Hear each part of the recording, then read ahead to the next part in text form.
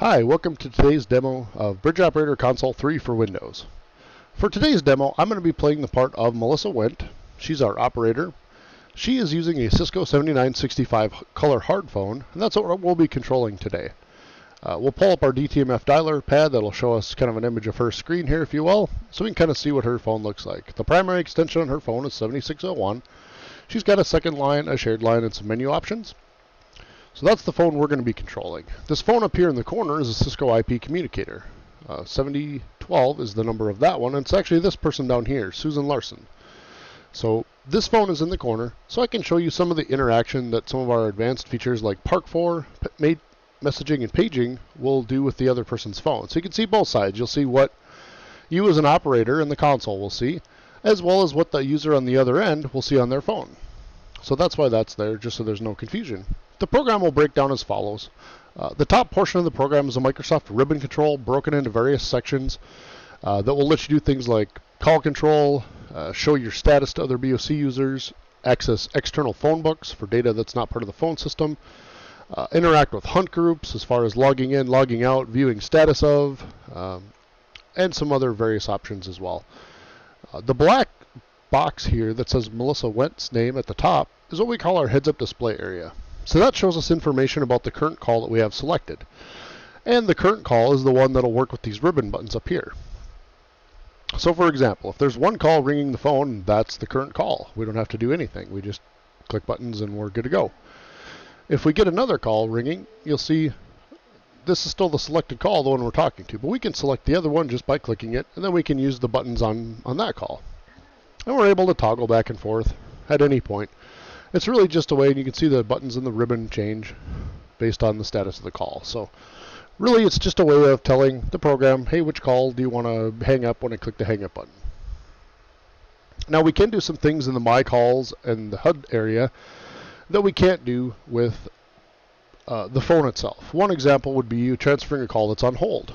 While we're speaking with the second caller, and just so you get an idea of what that looks like, I'll just pull out the phone so you can see what you're used to. The first call on hold, and we're speaking with the second call. Well, to transfer this first call with the phone, you'd have to put this call on hold and go through that process. In our program, you can simply select the call that's on hold, and drag it to someone else and say transfer, while you continue to speak with the other caller. So that's a unique feature that you could do in our program. So what do we see in the HUD here? We see the line we're talking on, the status of the call, whether it's talk, hold, ring, how long the call's been in the system, in this case 1 minute and 12 seconds, the caller ID if there's one available from your telco, and then the last thing in brackets here is a call reason code. A call reason code will say why we got the call. In this case we got it because it was direct, so not too exciting there.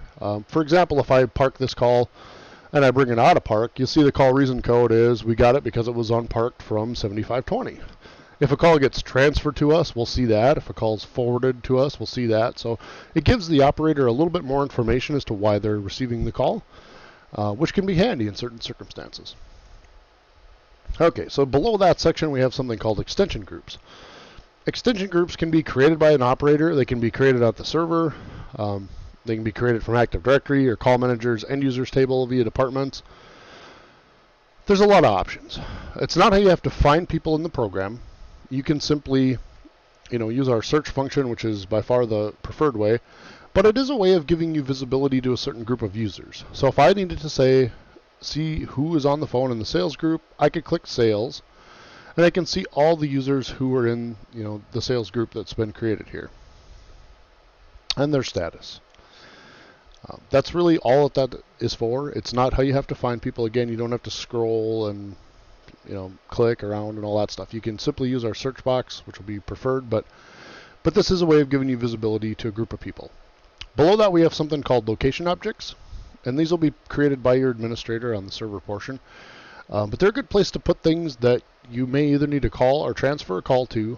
That could be part of your phone system, like a conference bridge or a hunt group, but they're not aligned on someone's phone, so they're not going to show up from the Cisco TSP as a user's line. We're going to be able to put them in here to be able to interact with them. And a good example, like I said, I like to use is a hunt group. So there's a hunt group here. If we need to transfer this call to the hunt group, we can just drag it down here and drop it on there. And now you see both those phones in the hunt group are ringing. And when one of them answers, we'll show you which one got it, and we'll kind of put everything back to normal.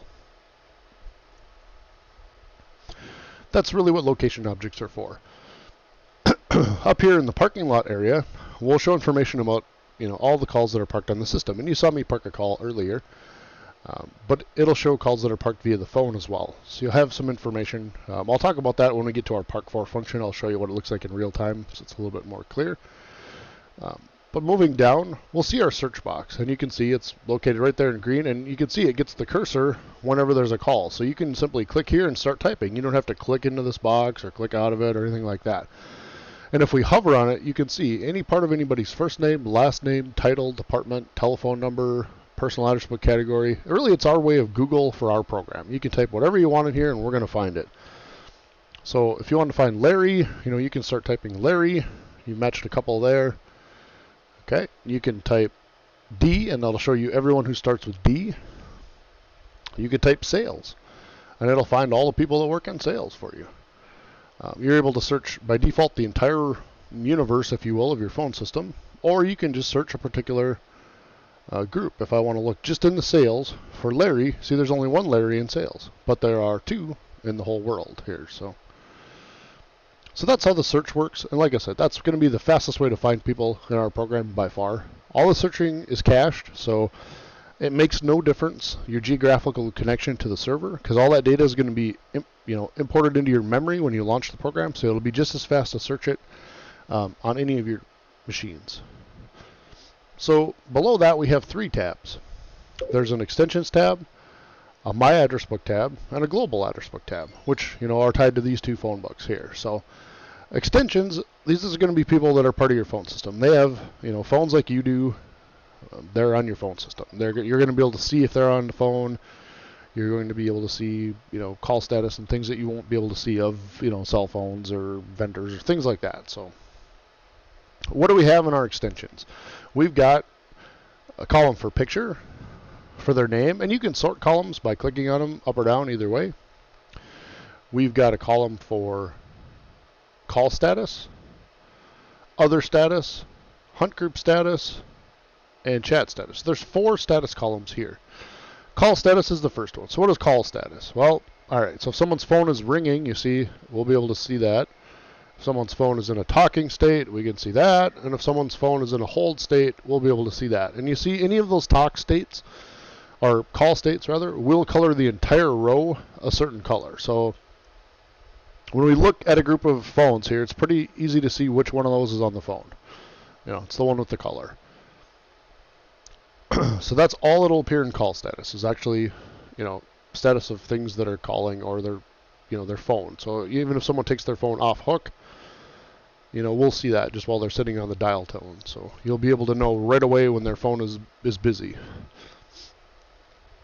Other status, there's a lot more things that can happen in other status. That can get information from Microsoft Exchange via the Outlook calendar if you have our Exchange connector. It can get information from the BOC program if you're using that and other users set their status to certain things. It can also populate it from Link or Jabber, things like that.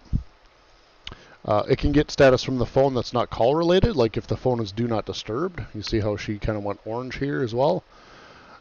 So we'll be able to show that. Do not disturb, call forward, those sorts of things. The hunt group status will simply show you if a person is logged in or logged out of the hunt groups. So if they're a member of a hunt group, it's going to show you status. If they're not, you'll have nothing in there, which is fine. So there's really 3 kinds of hunt group status. There's in, so this person's in. There's out, this person's out. And then there's this status. This line 7002 is actually a line on 2 different phones. One of those phones is logged in to the hunt group, one of them is not. So technically, while this looks weird, this is accurate. So you can see that person is both in and out. And for more hunt group status, we can look here and see, the other users that are logged into our hunt groups, or all of them if we really want, by simply doing that. We're also able to see some statistics. If we want to see if there's any calls in queue or people available, if we're using Call Manager 9 or above, we can see the queuing information there. As well as being able to log in or log out of hunt groups with the program, which could be how you make your phone start or stop ringing, depending on how you're configured. So to the right of that, we have chat status. So in this case, we have a little lab environment here set up to use Cisco Jabber.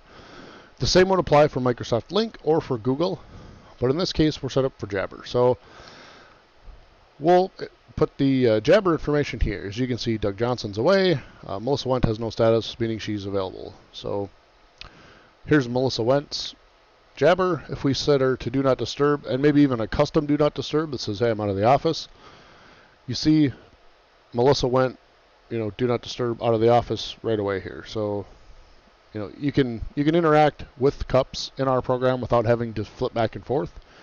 You can also do some messaging. So you can right-click, and since it knows we're using it, we can message this person here as well. So we don't have to switch back and forth between programs to do things like that.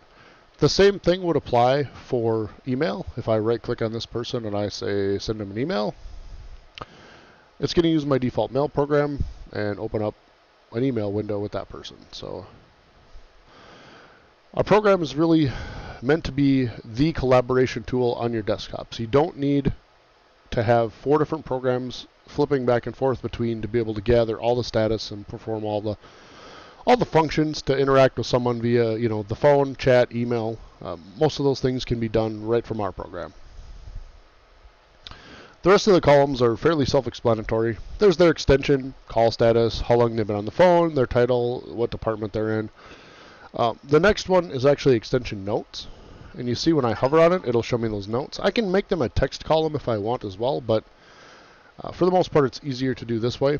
You'll be able to see more without having to stretch the screen out forever. And to edit the notes, I can right-click on someone and then I can say Edit Extension Notes. Now you'll see there's actually 2 types of notes. There's a shared notes that all the operators using BOC and all the executives using BEC will be able to see and change. There's also a section of personal notes that only you can see and only you can change. So we kind of combine those 2 together for you in one spot where you're able to view both. The last column is simply a message waiting indicator, and it'll just show if the person has or does not have a voicemail. And again, you can turn off any of these columns that you would like in the settings.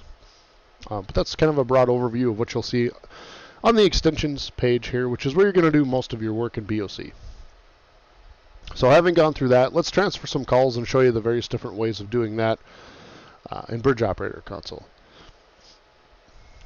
So there's a number of ways to answer the phone as well. You can answer the phone with our program. You can answer it with the telephone handset, a wireless headset. It does not make any difference. We are not taking the calls off the phone system. We are simply acting like a really smart remote control for your phone. So at any point, you could put the call on hold on your phone, take it off hold in our program, vice versa. You can go back and forth at any step without any problem. So we've answered the call. Now we want to transfer it. As I said, the cursor gets in the search box by default. So say this call is for Susan. We'd look up Susan. If we want to drag and drop, we can either grab a call and drag it and drop it, or we can drag the entire HUD, which would drag the selected call to someone. The first time we do this, it's going to prompt us. It says, okay, you drug this call and you dropped it on this person. What would you like to do? So we're presented with a number of different choices. And if we want to do the same thing every time we do this, we can click this button that says make this the default action next time, which means it won't ask. It'll just do whatever we would click the next time. In this case, I'm going to leave that on for demo purposes, and I'm just going to say transfer call. So that's just going to do a blind transfer. You see it put the screen back the way we had it so we can continue about our business. We can follow along down here and even get the call back to us if we need to. But you see once Susan answers the phone, we're showing that, and then that will disappear. That's drag and drop transfer.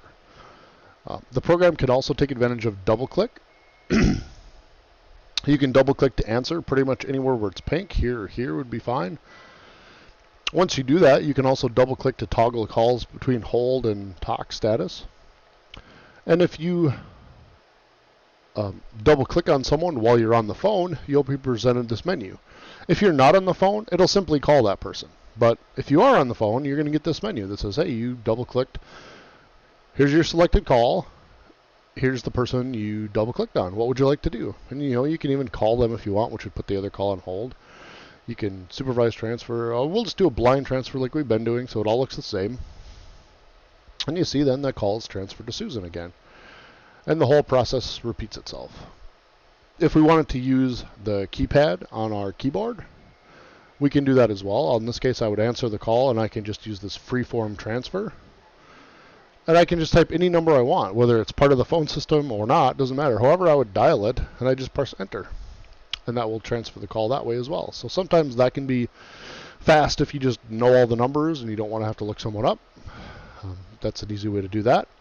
If we wanted to use the full keyboard set of functions, we can pop those out with this key right here. It can pop and hide depending on if you need it or not. It's a nice reference when you're getting comfortable with the program. So it'll show you the keyboard shortcuts, as well as, what do these icons mean? What's a red calendar mean? You can look it up and say, oh, it means that person's out of the office. Perfect. So I'll hide those for now, just so we can kind of focus our attention on the keyboard shortcuts. And I'll handle an entire call with just the keyboard. So I would Control+ to answer. I would search and find Susan, and then I would Control-T to do the blind transfer like I've been doing. As you can see, it's all exactly the same. Just depends on the functions we want to use. Keyboard, mouse, etc. The last one I'll show you is right mouse click. So we can right click on a call and we can, say answer the call. We can right click on Susan, and then we have all these options again, where we have our transfer, our supervised transfer, straight to voicemail if we know she's out of the office. We have something here called our Active Directory info transfer. That's going to look her up in our Active Directory phone book. So it'll just pass her information along. So we can see all Susan in here, and we could transfer this call to her cell phone without even having to know it. Just take advantage of our existing phone book. In this case, that's not what we want to do. We'll actually just do a supervised transfer so we can see what that looks like. And then the supervised transfer, the first call goes on hold. We actually out-call to Susan. We talk to her. We let her know, hey, you've got a call from John Deere on the line. Would you like to take that? If she says yes, we click yes. It completes the transfer. If she can't or doesn't want to, or for whatever reason, we can click no. And that would hang up with Susan, and it would put us back on this call. In this case, we'll just say yes. So you can see it, shows it's completed here. The phone shows the same thing. Very much like you do on the phone. So that's transferring in a nutshell. Again, there's definitely very, very many ways to do it. None is necessarily right or wrong, but it's really up to the operator preference. If you prefer dragging and dropping, double clicking, right mouse clicking, using the number pad, using the keyboard, we've got methods for all those things just to make your life simple. For call parking, there's a couple ways we can do that as well. We can do it like the phone does, where you just park a call, not for anyone in particular, and then you have to take the responsibility of alerting those folks, about that parked call to get, the caller to their correct destination. We call that a general park in our world, and that can be done either with this park button here, a right click and a park call, or a drag the call or the HUD to the parking lot. All of those perform what we call a general park. So in a general park, again, we know where it's parked, who the caller is. We can see when it's going to ring back, how long it's been in the system, and if you used BOC or BEC, you can see who parked it. Now, if we wanted to kind of shortcut the process for the operator, and you can see these calls turn yellow, orange, and red based on how long they've been in the system. And to get a call out, I can just double click it. But if we wanted to shortcut the work required for the operator, we can use something called Park4. Park4 is something that we created specifically to speed the process up, because after you park a call, you still have to go through the whole, I need to notify the person about the call and get them connected. So it gets the call off your phone, but it didn't really save you a whole lot of time. And that's where our Park4 function comes in. Park4 will use the server on the back end to do all of the notification work. So say this calls for Susan. So let's just find Susan. We right click on Susan and we say Park4. So everything kind of happened the same as far as the phone system's concerned and everything. What happens on the back end now, since we're set up for Cisco Jabber, is Susan just got on IM on her iPhone as she's walking down the hall, letting her know about this park call. So she can just grab the nearest phone and dial 7520 and she's got it. Also, if she happens to be sitting at her desk, she just got a notification on her Cisco desk phone with a sound as well. So it alerted her to the presence of a parked call for her. She can see when it was parked, who it is, where it's parked, who parked it. She can push back and notice to us, letting us know she can't take it. But if she wants it, all she has to do is lift her handset or push this dial button, and she's got the parked call. So the operator Simply, once she right-clicked and clicked Park For, she's done. The process is over for her. She can resume her business, and the technology can take over the alerting part from there and kind of streamline the whole process. Where I find Park For incredibly useful is if someone's already on the phone. So in this case, we've got a call for Susan, but she's already on the phone. With Park For, we can just right-click, we can park the call for her, and we can let her decide which one of these calls is more important. So you'll see the whole process kind of repeats. She's parked there, she's notified on her phone, but she's still on the first call. Nothing's really changed there other than she's been notified now. So we've given her options. She's got 3 or 4 options. She could hang up the first call, take the second one. She could do nothing and let this thing ring back to us. She could decline it and let us know she can't take it. We can find someone else, maybe in her, department or something like that. Or she could ask the first caller to hold, and she could manage these calls herself. You see, we'll show she's talking to the second call. When she's done, she can resume back to the first call, and we'll show that along the journey. So with Park For, you're able to do some call management at the edge as well. And it also, if you're using BEC or BOC, the other user is, they'll receive a notification pop up in their program about the parked call, where they could even reassign it to another user or do all kinds of collaboration, things with the park call. So that's call parking in Bridge Operator Console. We also have some functions that are messaging and paging, and those, if we right-click, we'll see them here. There's message to phone and there's page to phone. Message to phone would be, what we'd expect. It's like sending a cell phone text message, except it's to our Cisco desk phone instead.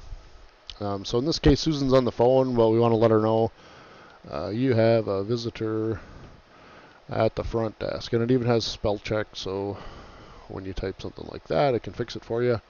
You have the option to send it in the future. If you wanted to say, hey, don't forget to turn off the copier, and you want to send it at 4:30 on Friday, you can do that. In this case, we want to send it right now. So we need her to get that message immediately. So if we flip up here, we can see she's got the message. There it is. She can see who it's from. And she's got options here too. She could reply to it on the phone if she wanted. She can look at a history of the ones she's received if she's gone for a while. She can acknowledge it by doing this. So when she does that, it pushes back a chat message that looks like it's from her to us. And it says, hey, I acknowledged your message and what it was. And even if we, tried to keep a conversation going here, it would say, hey, that was done on the phone. Do you want to do that again? And it'll just shift it for us. It's smart enough to know what's going on. That is phone messaging. Paging is similar. We would right-click and we could say page to phone. This is done via voice. So when we say page to phone, what we've done is we've started paging. Now the Cisco phone here is smart enough to realize that they're on the phone, so it's shifted itself into a whisper page mode here. Whisper page mode means I can talk, Susan can hear me, kind of half me, half the person she's talking to, but the caller can't, so I'm able to whisper in her ear without interrupting the call too much. When I stop, that'll go away. Now if she's not on the phone will say, okay, I'm not on the phone. Let me do this in a muted speaker mode. So it's, kind of broadcasting through her phone now at that rate. And when we're done, again, we stop it and it goes away. So that's messaging and paging. What do we do with numbers that aren't part of the phone system that we'd like to be able to call or transfer calls to or things like that? We can put them in a number of places. In our program, we would recommend they go either in the My Address Book or the Global Address Book. The My Address Book is typically just for the local user. It's not visible to other users by default. It's just numbers that this local user can create. So you can build different categories here.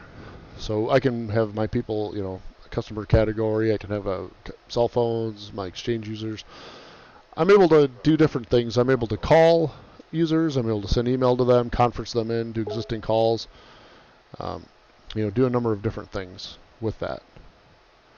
There's also a section where I can export some of those things. If I want to export my customers category to another BOC user, I can do that, and then he or she would have access to that.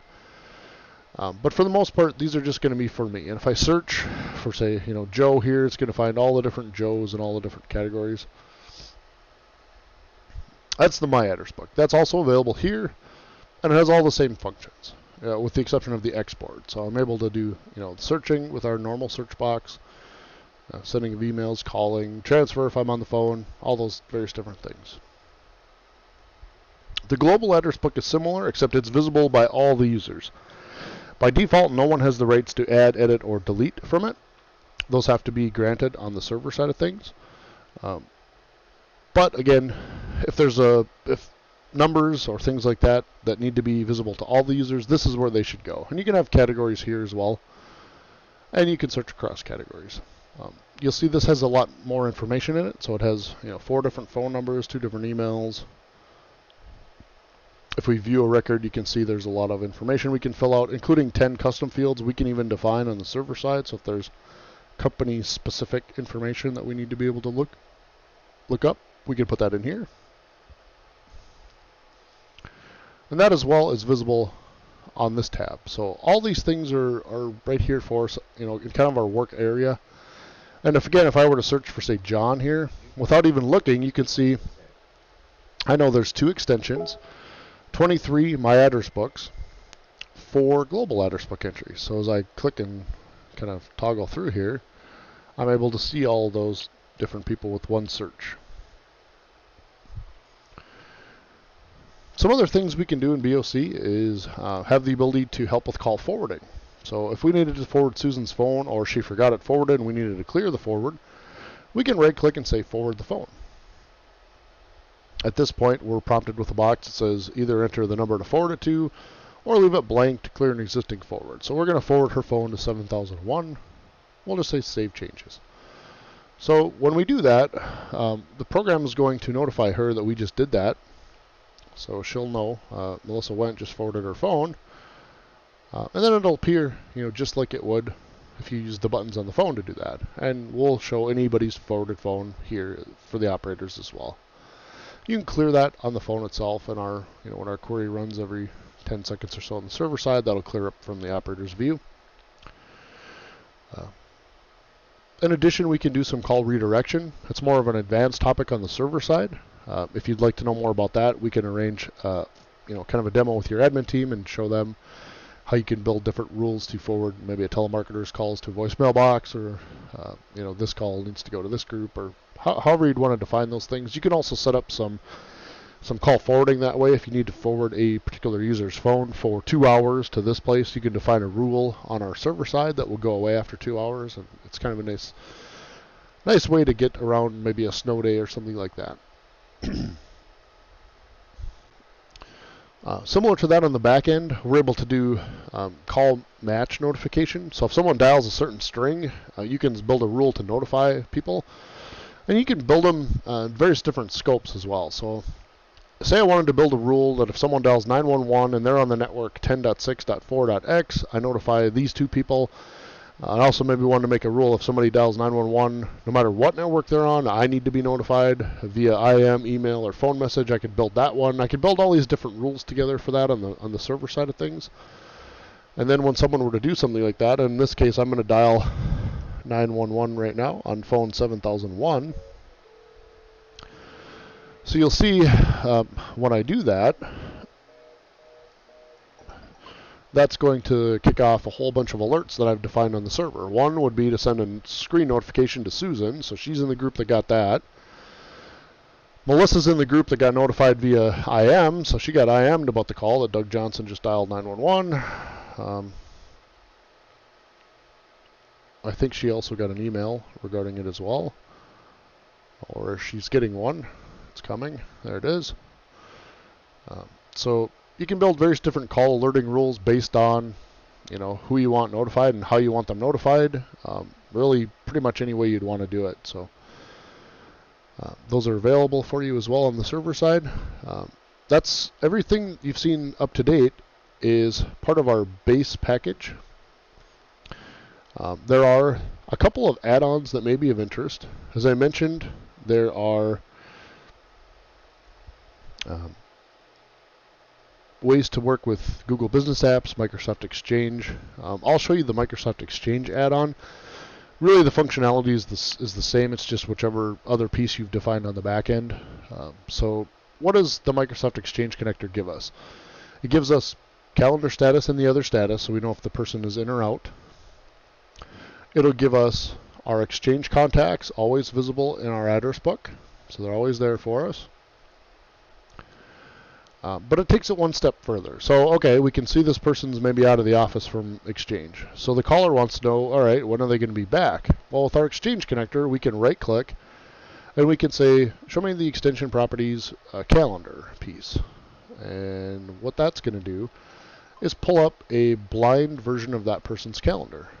So we can see, what blocks of time they're, out of the office or busy or things like that. We're not able to see, where they are, who they're with, what they're doing, those sorts of things. But it's enough information to tell the caller, I'm sorry he's out, but it looks like he would return at 1 o'clock today. If we happen to just be an operator who manages this guy and he's the only one we care about, we can pop him out as a sticky on top of every other program. And we could go about our normal day, with doing our email and things like that, and just be able to see, when he's going to be out of the office. If we get a call, we can just answer it and transfer it right to him. We can see his status, live, and this will keep scrolling up throughout the day, so we can always kind of be prepared with what's coming next. So that's another option with the Exchange connector and Google. The other one I'll talk about is the group messaging and paging add-on. So that's an add-on that extends our, our right-click message to phone, page to phone to a group level. And again, I can build groups on the server if I like, and I can define a default one. So whenever I click on it, it just pages the default one, or I can pick one of the other ones that I've defined. But they can be defined either by, building a group of users, or you can define it as a network. Page everybody on 10.4.6.x and call it Fargo. It's all the users on that VLAN. That can be done on the server side. Same for texting. If I want to send a text message to all, 16 or 18 of those users, I can do that as well. I can also use extension groups. So if I have an extension group and I right-click, say, on the group message phone one, and I say voice page all those phones, now they're all getting the page, and you can see, at least one of them in the group here is visible to you. Same for texting, and it has one other function that's of value. It's our group park for. So I can right-click and I can park a call for everyone in this group. So all 6 of these people just got this message about this park call on their screen. I'm going to pick it up on a different phone so you can see when someone picks it up, we'll notify the other phones that the call's been taken and put them back to normal. That's how that works. So those are really the 2 add-ons of note, I guess, the Exchange add-on and the group messaging and paging add-on. For any other questions, I would have you contact our sales team, either via our website or at sales@bridgeoc.com.